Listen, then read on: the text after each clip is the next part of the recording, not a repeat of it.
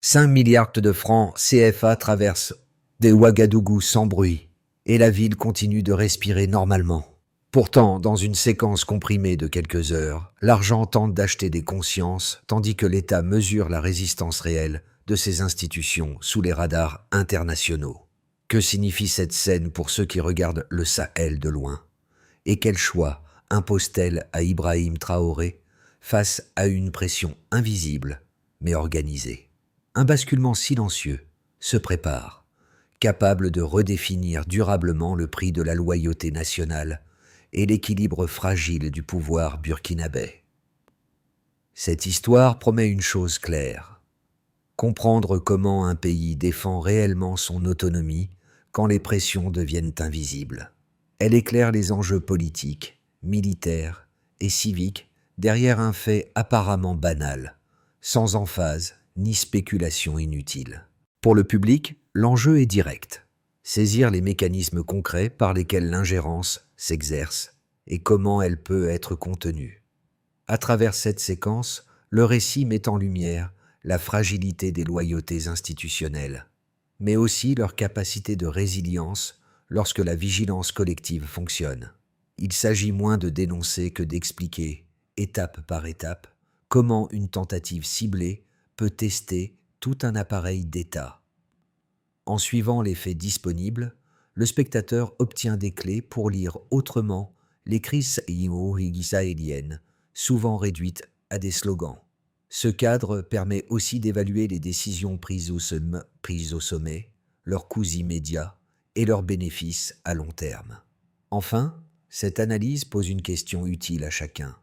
Que vaut la souveraineté si elle n'est ni comprise ni défendue collectivement? C'était cette promesse de clarté, fondée sur des faits précis, qui guide la suite du récit et en fixe les enjeux essentiels. La première révélation tombe sans détour. Exactement 5 milliards de francs CFA n'étaient pas destinés à un projet public, mais à provoquer un basculement interne précis.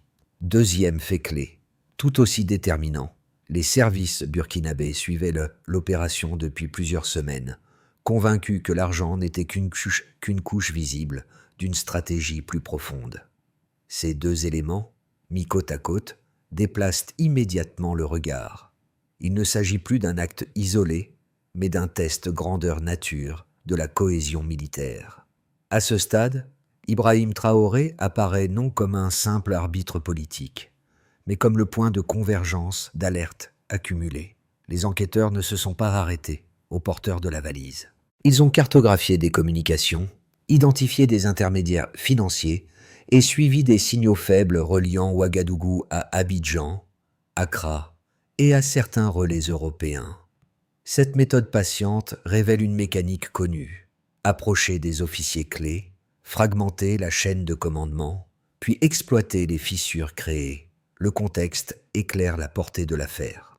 Depuis des années, des coopérations militaires dites assistées se mêlent à des dispositifs opaques où conseils stratégiques et flux financiers conditionnels servent parfois de levier d'influence. Dans ce paysage, la tentative des 5 milliards agit comme un révélateur brutal.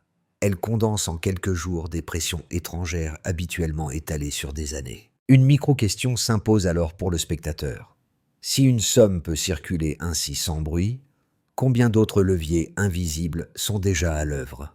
C'est précisément cette interrogation que les autorités cherchent à documenter avant toute annonce publique.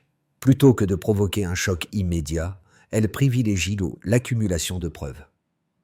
Cette phase, silencieuse mais décisive, transforme une menace potentielle en dossier structuré. Le dévoilement est donc double. Il montre d'abord que la tentative était réelle, chiffrée et suivie. Il indique ensuite que l'État, loin d'être pris au dépourvu, observait déjà le jeu se déployer. Au cœur du dispositif apparaît un officier de terrain discret et respecté, qui devient le fil conducteur du récit. Peu connu du grand public, il est formé à l'étranger, mais ancré dans la discipline locale. C'est lui qui repère l'anomalie initiale. Un contact trop empressé, trop précis, trop confiant. Plutôt que de rompre, il choisit de suivre l'approche avec méthode. Cette décision change tout. Avec ses collègues, il accepte des rendez-vous supplémentaires, observe les lieux, note les horaires. Chaque échange est consigné, chaque promesse reformulée, chaque silence interprété. La stratégie repose sur le sang-froid. Laisser le réseau s'exposer sans alerter ses animateurs. Dans les casernes, l'impact est immédiat. Des rumeurs circulent, des doutes apparaissent, des questions remontent la chaîne. L'officier sert alors de repère. Il rappelle les règles, calme les tensions, maintient la cohésion opérationnelle. Ce microcas illustre un mécanisme plus large. Une tentative de corruption ne vise pas seulement un individu, mais l'écosystème qui l'entoure. En testant la loyauté d'un maillon, elle cherche à mesurer la résistance de l'ensemble. À ce stade, le rôle du sommet devient crucial. Les informations remontent sans précipitation, validées, croisées, contextualisées. La consigne est claire. Documenter avant d'agir. La question de fond se resserre alors en peu de mots. Que vaut une armée si la patience manque face à l'urgence apparente? Dans cet intervalle, la vigilance quotidienne devient un outil stratégique, car elle transforme une menace diffuse en apprentissage collectif, renforce la confiance interne et prépare l'institution à résister sans spectacle, ni slogan, ni réaction impulsive face aux pressions externes persistantes et aux tentations financières répétées observées dans la région. Tout commence par un signal discret, presque banal. Un nom revient trop souvent dans les conversations internes. Un rendez-vous est proposé sous couvert de transition apaisée. Une promesse financière est évoquée sans jamais être formulée explicitement. Ce premier contact active la vigilance, sans provoquer d'alerte publique. La consigne est simple.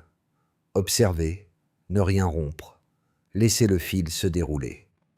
La phase d'activation s'étend sur plusieurs semaines. Les échanges se multiplient, les lieux changent, les horaires se déplacent vers des zones plus neutres. Hôtels du centre-ville, résidences anonymes, restaurants fréquentés mais segmentés. À chaque rencontre, les interlocuteurs extérieurs affinent leur discours. Ils parlent de garantie, de stabilité, d'avenir sans turbulence. Derrière ce vocabulaire rassurant, un calendrier se resserre. L'argent doit arriver vite, avant que la fenêtre politique ne se referme. Le cœur de la manœuvre devient alors visible. Les flux financiers repérés correspondent à une période concentrée entre juillet et octobre 2024. Plusieurs transferts s'additionnent, franchissant le seuil des 5 milliards de francs CFA. Les circuits sont complexes, passant par des ONG écrans et des intermédiaires installés entre l'Europe et l'Afrique de l'Ouest. Il ne s'agit pas de corrompre au hasard, mais de cibler des positions charnières dans la chaîne de commandement. Le point culminant survient le 8 novembre 2024. Ce soir-là, l'intermédiaire pense conclure. La valise est prête, le lieu est choisi, le dispositif semble sécurisé. Ce qu'il ignore, c'est que la salle voisine est déjà occupée par une unité spéciale. Lorsque le signal convenu retentit, l'intervention est rapide et silencieuse. Les gardes sont neutralisés, la mallette est saisie, l'homme est arrêté. En quelques minutes, l'opération destinée à fissurer l'institution s'effondre. Immédiatement informé, Ibrahim Traoré valide une décision clé. La valise est émise sous scellé et la communication sera contrôlée, progressive, fondée sur des éléments vérifiés.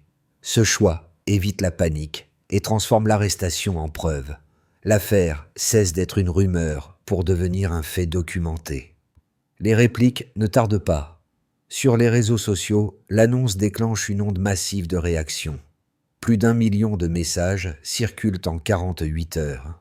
Dans les rues, des rassemblements spontanés apparaissent, mêlant soulagement et fierté. Les radios rediffusent les prises de parole officielles, tandis que les centres de sécurité enregistrent un afflux de volontaires. La phase de réplique s'installe alors. Les documents saisis sont analysés, les communications recoupées, les alliances réévaluées. Des capitales voisines saluent la vigilance burkinabé. D'autres acteurs, plus lointains, adoptent le silence ou le démenti prudent. L'épisode laisse une trace durable. La preuve qu'une opération invisible peut être stoppée sans bruit, à condition que chaque étape, de l'activation au dénouement, soit maîtrisée avec patience et discipline. Avant l'opération, le bruit était diffus. Après, les chiffres tracent une ligne nette. La bascule se lit d'abord dans les flux financiers. Entre juillet et octobre 2024, exactement 5,3 milliards de francs CFA ont transité via des comptes liés à des ONG écrans, un niveau sans équivalent dans les périodes précédentes documentées par la cellule anti-blanchiment. Cet écart transforme une suspicion en circuit. L'argent n'alimente pas un projet, il alimente une influence. Chaque montant a été contextualisé. Un virement n'est pas seulement une somme, c'est un itinéraire, une fréquence, une intention. Les enquêteurs établissent que les transferts sont concentrés, rapprochés et corrélés à des rendez-vous précis. Cette densité temporelle est l'indice central. Quand l'argent arrive vite, c'est qu'une décision est attendue vite. La lecture quantitative rejoint alors la lecture opérationnelle. Un second indicateur complète le tableau. En moins de 3 semaines, 32 appels cryptés sont identifiés, émis depuis des terminaux dédiés et dirigés vers des supérieurs hiérarchiques situés à l'étranger. Pris isolément, le nombre paraît modeste. Pris en série, il dessine une coordination. La comparaison avant-après est parlante. Le volume d'échanges sécurisés augmente précisément durant la fenêtre des transferts financiers, puis retombe après l'arrestation. Le signal n'est pas la quantité brute, mais la synchronisation. Un troisième jeu de données déplace l'analyse vers la société. Dans les 48 heures suivant l'annonce, plus de 1,2 million de messages de soutien sont recensés sur les réseaux sociaux. Le niveau habituel des mobilisations numériques nationales est largement dépassé. Ce saut mesure une cohésion interne sous-estimée par les acteurs extérieurs. Il indique aussi un effet de transparence. Rendre les preuves publiques change la dynamique émotionnelle et politique, en remplaçant la rumeur par la donnée. À ces volumes s'ajoute un indicateur de terrain. Les centres locaux enregistrent plus de 10 000 inscriptions de volontaires en quelques jours. Là encore, l'écart compte plus que le total. La comparaison avec des périodes de tension antérieures montre une réponse plus rapide et plus organisée.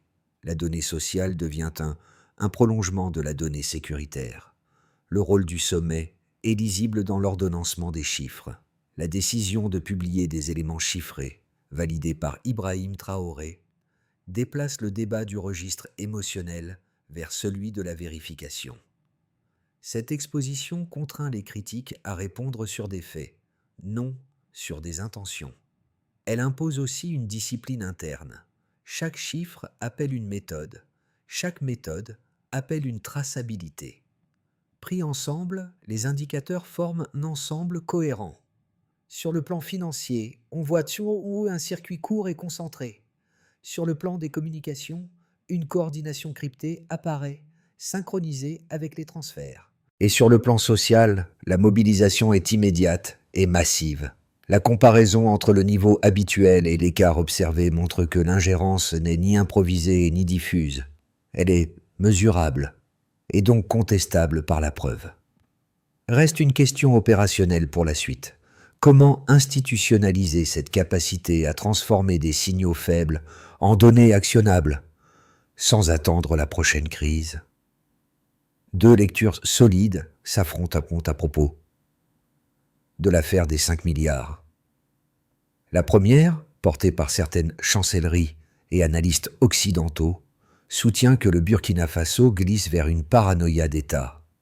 Selon cette thèse, la dénonciation répétée de l'ingérence étrangère, la rupture de partenariat et la communication musclée fragilisent le pays. L'argument central est pragmatique. L'isolement réduit l'aide, décourage l'investissement et accroît la vulnérabilité sécuritaire. Dans un contexte déjà instable, couper trop vite des canaux de coopération serait un risque structurel. La seconde thèse renverse le cadre. Défendue par une nouvelle génération d'intellectuels africains, elle affirme que la dépendance prolongée est le danger principal. Les aides conditionnelles, les contrats miniers déséquilibrés et certains dispositifs militaires d'accompagnement maintiennent un contrôle diffus. Dans cette lecture, l'affaire des 5 milliards n'est pas une dérive, mais une preuve. Les flux financiers, via des ONG écrans, les 32 appels cryptés et le ciblage d'officiers charnières constituent des éléments tangibles d'un système ancien. Il faut reconnaître la force de chaque argument. Oui, le risque d'isolement existe réellement. Des sanctions partielles, des retraits de programmes et une méfiance des bailleurs peuvent peser sur l'économie. La prudence diplomatique n'est pas une illusion. Elle répond à des contraintes concrètes. Mais l'argument inverse possède aussi une base factuelle. Les données publiées établissent une tentative structurée pour acheter des loyautés internes. La coordination transfrontalière et les circuits financiers documentés ne relèvent pas d'un récit idéologique. Ils décrivent un événement précis, vérifiable. À partir de là, le débat cesse d'être binaire. Il ne s'agit ni d'un isolement naïf, ni d'une autonomie romantique. La tension réelle se situe entre la nécessité de coopérer et l'impératif de souveraineté. Dans ce cadre, le rôle d'Ibrahim Traoré apparaît moins comme un choix de camp que comme une gestion de seuil. Jusqu'où accepter l'ouverture, sans exposer la cohésion interne. Cette synthèse, imparfaite mais étayée, prépare la bascule suivante du récit. La découverte centrale survient lorsque les enquêteurs établissent que l'intermédiaire arrêté n'opérait pas seul, mais comme un nœud actif d'un réseau présent dans plusieurs capitales régionales. Cette information change l'échelle du récit. L'opération visant l'armée burkinabé s'inscrit dans une mécanique déjà observée ailleurs, testée, ajustée, puis déplacée selon les contextes politiques locaux. À ce moment précis, la lecture de l'affaire bascule. Il ne s'agit plus seulement de protéger une institution nationale, mais de comprendre un modèle de pression reproductible. Les documents saisis montrent que des montages financiers similaires ont précédé d'autres transitions forcées dans le Sahel. La tentative avortée apparaît alors comme une répétition générale interrompue à temps. Face à cette révélation, Ibrahim Traoré adopte une posture peu courante. Plutôt que de refermer le dossier pour éviter toute tension régionale, il autorise une exposition partielle des faits. Cette transparence calculée surprend les acteurs extérieurs. Elle transforme une menace discrète en signal politique clair, tout en consolidant le soutien intérieur. Au milieu du récit, l'enjeu n'est donc pas seulement une arrestation, mais une compréhension nouvelle. Le Burkina Faso n'a pas seulement déjoué une manœuvre, il a mis au jour un schéma, et ce dévoilement modifie durablement la manière dont l'ingérence sera désormais lue, anticipée et contestée, au-delà même de ses frontières immédiates. Les conséquences de l'opération déjouée se déploient en cercles concrets, touchant des acteurs très différents, mais reliés par un même fil, la crédibilité retrouvée de l'État. À chaque niveau, les effets ne sont ni abstraits, ni symboliques. Ils modifient des comportements observables. Pour les institutions nationales, l'impact est d'abord organisationnel. La publication contrôlée des données crée un précédent. Elle installe l'idée que la transparence peut être utilisée comme outil de défense, non comme aveu de faiblesse. Les administrations renforcent leurs procédures de traçabilité, tandis que les chaînes de décision gagnent en clarté. Sous l'impulsion validée par Ibrahim Traoré, la coordination entre renseignements financiers, sécurité intérieure et commandement militaire devient plus fluide, réduisant les zones grises exploitées par les réseaux d'influence. Du côté des forces armées, l'effet est psychologique autant qu'opérationnel. Les rumeurs de soutien extérieur, auparavant source de suspicion, perdent de leur pouvoir. La loyauté cesse d'être une notion abstraite pour devenir un critère valorisé et protégé. Les écoles de formation réévaluent leurs modules, intégrant des scénarios de pression financière et informationnelle. La cohésion, testée par la tentative, sort renforcée par la preuve que les signaux faibles peuvent être détectés et traités collectivement. Pour les acteurs économiques, notamment dans les secteurs miniers et financiers, le message est clair. Les circuits parallèles exposés entraîne un durcissement du contrôle. Les entreprises étrangères comprennent que les arrangements opaques comportent désormais un coût politique élevé. À court terme, certaines hésitations apparaissent. À moyen terme, les règles du jeu gagnent en lisibilité. La renégociation de contrats, accélérée par le contexte, s'inscrit dans une logique de rééquilibrage plutôt que de rupture brutale. L'impact le plus visible concerne les citoyens. La mobilisation numérique massive et l'afflux de volontaires traduisent un déplacement des mentalités. La sécurité et la souveraineté ne sont plus perçues comme des domaines réservés à l'État. Elles deviennent des responsabilités partagées. Dans les quartiers comme dans les villages, les discussions changent de ton. Moins de fatalisme, plus de vigilance. La donnée publique remplace la rumeur, et cette substitution stabilise le climat social. À l'échelle régionale, enfin, l'effet d'entraînement est notable. Des capitales voisines saluent Tsoant, la méthode burkinabé, y voyant un modèle de résistance documenté. D'autres observent avec prudence, conscientes que des schémas similaires pourraient être mis au jour ailleurs. Le Burkina Faso cesse d'apparaître comme un terrain passif. Il devient un acteur qui impose ses conditions dans la lecture des crises sahéliennes. Ces conséquences, cumulées, dessinent un changement durable. La tentative d'ingérence, en échouant, a produit l'inverse de son objectif. Elle a consolidé des lignes qu'elle cherchait à fissurer et a transformé une opération clandestine en levier de réaffirmation collective. À partir des éléments établis, 3 trajectoires plausibles se dessinent pour les prochains mois. Elles ne relèvent ni de la spéculation sensationnaliste, ni de projections arbitraires. Elles prolongent des signaux déjà visibles depuis l'échec de l'opération des 5 milliards.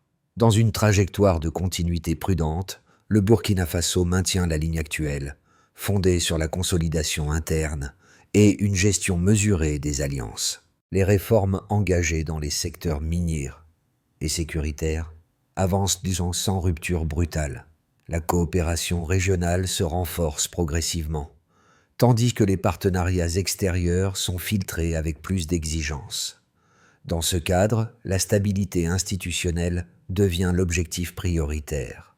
La croissance reste modérée, mais la cohésion interne limite les chocs. Ce scénario repose sur un principe simple: neutraliser les ingérences sans provoquer de confrontation frontale, en transformant chaque alerte en apprentissage organisationnel. Dans une trajectoire plus favorable, une montée en puissance régionale devient possible. Une intensification réelle de la coopération entre pays du Sahel ouvre un nouvel espace stratégique.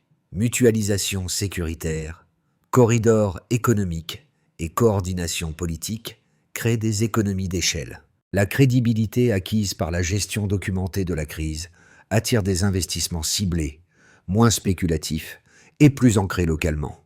La dynamique régionale modifie la perception extérieure. Le pays n'est plus vu comme fragile, mais comme structurant. Ce scénario suppose une discipline collective durable et une capacité à transformer l'élan civique en politique publique cohérente. Il reste exigeant, mais il s'appuie sur une demande d'autonomie déjà visible dans l'opinion. Dans une trajectoire plus défavorable, des pressions accrues se dessinent. Des sanctions partielles, un durcissement diplomatique ou de nouvelles tentatives de déstabilisation peuvent fragiliser les acquis. L'isolement financier pèserait alors sur l'économie réelle, exacerbant des tensions sociales existantes. Une érosion de la cohésion militaire ouvrirait des brèches exploitées par des acteurs opportunistes. Ce scénario rappelle une réalité souvent sous-estimée. La stabilité se perd plus vite qu'elle ne se construit. Face à ces trajectoires, une recommandation de méthode s'impose.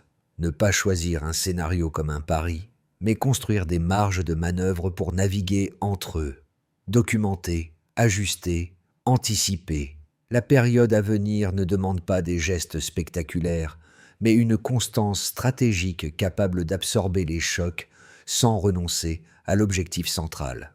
Au-delà des institutions et des équilibres géopolitiques, l'affaire des 5 milliards touche des publics très concrets, avec des effets perceptibles dans la vie quotidienne. Pour les observateurs engagés, chercheurs, journalistes ou analystes, l'épisode fournit une grille de lecture renouvelée. Il montre comment des signaux faibles, longtemps relégués au rang de soupçons, peuvent être consolidés en preuves partageables. Cette méthode invite à une vigilance plus rigoureuse face aux récits simplificateurs et aux diagnostics rapides sur le Sahel. Pour les acteurs économiques et professionnels, l'impact est plus pragmatique. La mise au jour de circuits parallèles rappelle que la stabilité institutionnelle conditionne la prévisibilité des règles. Un environnement où les décisions sont documentées réduit l'arbitraire et clarifie les risques. À moyen terme, cette lisibilité favorise des engagements plus responsables, même si elle impose des ajustements initiaux. Pour les citoyens, enfin, l'effet est d'ordre civique. La circulation publique des données remplace la rumeur par des faits. Cette substitution modifie la relation à l'État. La sécurité et la souveraineté cessent d'être des abstractions lointaines pour devenir des enjeux discutés, appropriés, parfois débattus dans des espaces ordinaires. La vigilance collective n'est plus perçue comme une injonction, mais comme une compétence partagée. Deux gestes simples émergent de cette lecture. D'abord, apprendre à distinguer information et narration, en demandant des sources, des chiffres, des méthodes. Ensuite, comprendre que la résilience institutionnelle ne repose pas uniquement sur des décisions au sommet, mais sur une culture de responsabilité diffuse. À ce niveau, l'histoire n'impose aucune conclusion fermée. Elle propose un déplacement du regard. Observer autrement, questionner avec méthode, refuser les raccourcis. C'est dans cet espace, entre attention individuelle et cohérence collective, que le spectateur trouve sa place réelle dans des dynamiques souvent présentées comme lointaines. Transformer une victoire tactique en capacité durable exige une feuille de route claire, séquencée et mesurable. La première étape concerne la sécurisation des flux.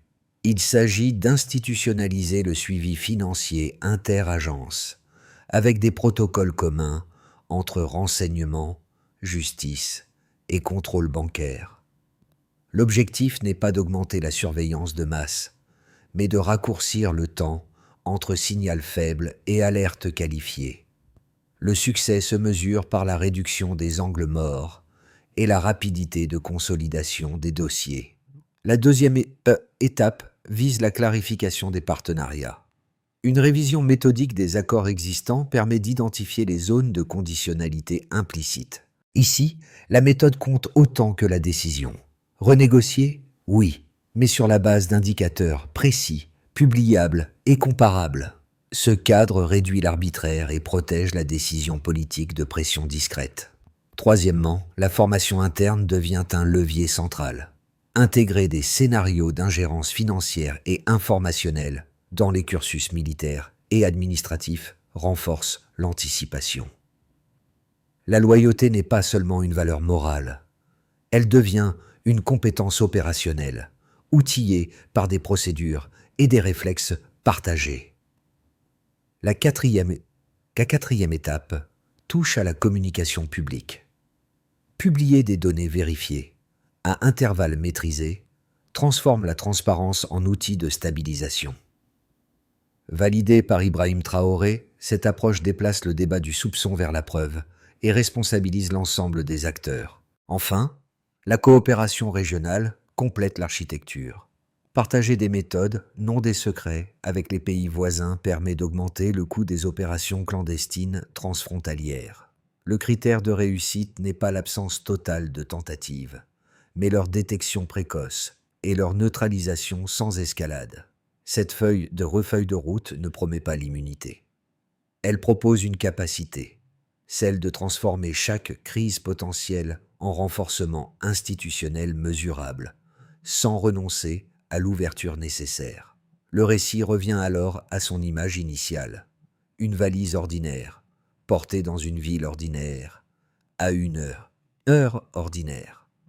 Ce détail, presque banal, prend une autre densité à la lumière de ce qui a été révélé. Ce n'était pas l'objet qui comptait, mais ce qu'il cherchait à déplacer, la confiance, la loyauté, l'équilibre interne. Au fil de l'enquête, un motif s'est imposé. La souveraineté ne se défend pas seulement par des discours ou des ruptures spectaculaires. Elle se construit dans la patience, la méthode et la capacité à transformer le silence en preuve. L'officier discret du début, les analystes financiers, les unités de terrain, tous ont participé à cette mécanique invisible. Dans ce cadre, Ibrahim Traoré apparaît moins comme un symbole solitaire que comme un point d'agrégation. Ses décisions ne ferment pas le récit. Elles l'orientent. Elles montrent qu'un État peut choisir la transparence sans se fragiliser et l'exposition des faits sans perdre le contrôle du tempo. La valise saisie n'est donc pas une fin, elle devient un rappel. Un rappel que la loyauté a un prix, mais qu'elle n'est pas à vendre. Un rappel que les pressions invisibles ne disparaissent jamais complètement, mais qu'elles peuvent être comprises, anticipées et contenues. Cette conclusion ne cherche pas l'emphase. Elle laisse une image persistante, celle d'un pays qui apprend à reconnaître les menaces sans se laisser définir par elles. Cette histoire se termine sans injonction, mais avec une ouverture. Elle ne demande pas d'adhésion immédiate ni de position tranchée. Elle propose un espace de réflexion partagé sur une question plus large que le Burkina Faso. Comment les sociétés contemporaines reconnaissent-elles les formes modernes de pression et d'influence ? L'affaire des 5 milliards, replacée dans sa méthode et ses effets, invite à dépasser les lectures rapides. Elle suggère que la souveraineté ne se résume ni à un discours, ni à une rupture spectaculaire, mais à une capacité collective à documenter, comprendre et débattre sur des faits. C'est dans cette zone intermédiaire, entre vigilance et ouverture, que se joue une part croissante de la politique contemporaine. Pour le spectateur, l'enjeu est simple et exigeant à la fois. Observer avec attention, questionner les récits dominants, comparer les preuves aux interprétations, refuser les raccourcis confortables. Cette démarche n'est pas réservée aux experts ou aux décideurs. Elle concerne toute communauté confrontée à des influences invisibles, à des choix contraints, à des équilibres fragiles. La question finale reste ouverte, volontairement. Dans un monde où l'ingérence change de forme, quelle place accordons-nous à la méthode, à la preuve et au débat pour défendre ce qui compte réellement ?